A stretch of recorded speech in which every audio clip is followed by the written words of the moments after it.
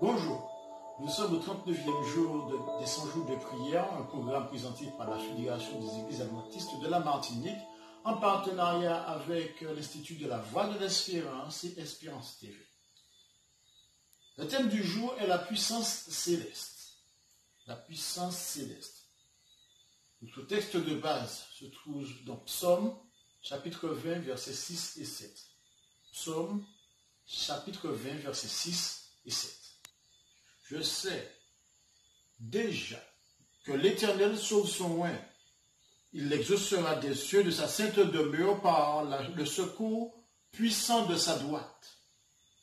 Ceux-ci s'appuient sur leurs chars et ceux-là sur leurs chevaux. Nous invoquons l'Éternel, le nom de l'Éternel, notre Dieu. Amen. David, dépositaire de l'onction sacrée, n'échappe pas au problème. Au contraire, il en a plus.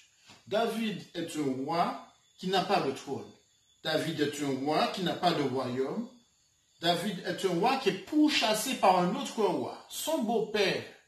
David est un roi qui a une armée qui passe son temps à fuir. David a une armée qui est constituée de mercenaires et ou de ceux qui ont un problème avec le roi Saül.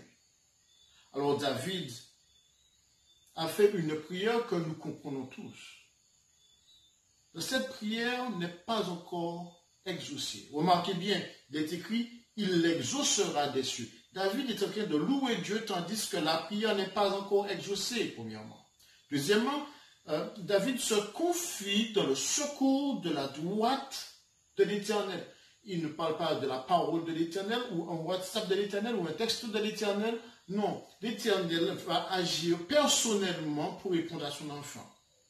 Troisièmement, Dieu est un Dieu qui ressent lorsque nous sommes en danger. C'est pourquoi il répond lui-même et c'est pourquoi David savait qu'il pouvait faire confiance à son Dieu.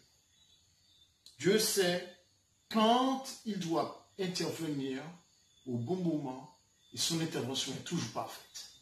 Souhaitez-vous parfois voir l'armée des anges autour de votre maison, autour de votre famille, dans votre vie? Considérez l'histoire d'Élisée et ce qui s'est passé lorsque Dieu a ouvert les yeux du serviteur de l'homme de Dieu, dans 2 Rois, chapitre 6, verset 17. Imaginez comment la peur du serviteur a été remplacée par la foi lorsqu'il a vu les chars de feu. Quelles autres histoires de la Bible connaissez-vous où Dieu a ouvert les yeux des hommes et des femmes pour qu'ils voient les anges? Je partage avec vous une citation qui nous vient de Jésus-Christ, page 340.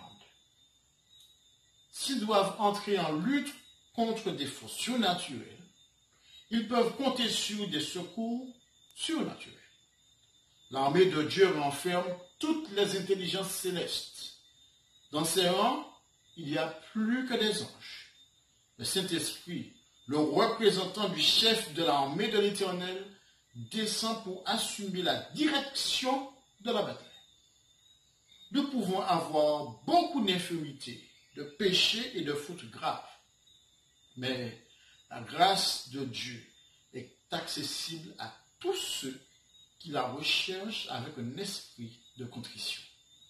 La toute-puissance est engagée en faveur de ceux qui se confient en Dieu. Nous sommes reconnaissants que de nombreux membres du peuple de Dieu soient fidèles en rendant leurs dîmes et leurs offrandes et que certains prévoient même de donner davantage en raison du manque à gagner qui peuvent se développer du fait que beaucoup soient au chômage.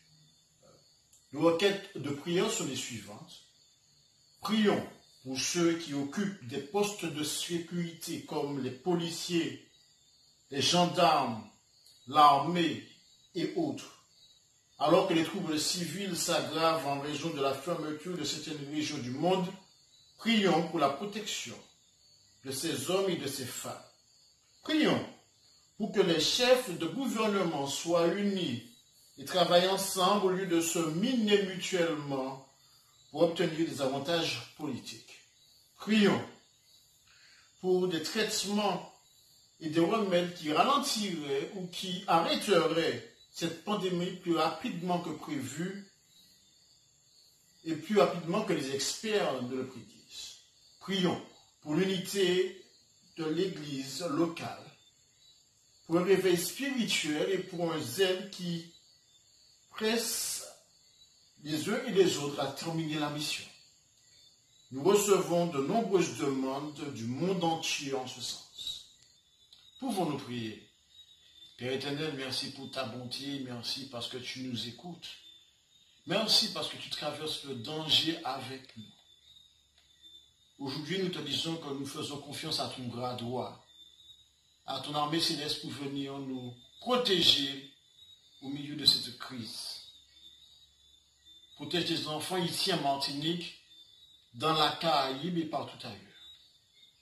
Et que ta gloire soit vue et ouvre nos yeux afin que nous puissions voir tes anges et les feux de ta bonté journalièrement. Nous t'avons prié au nom de Jésus et pour ta gloire. Amen. À très bientôt.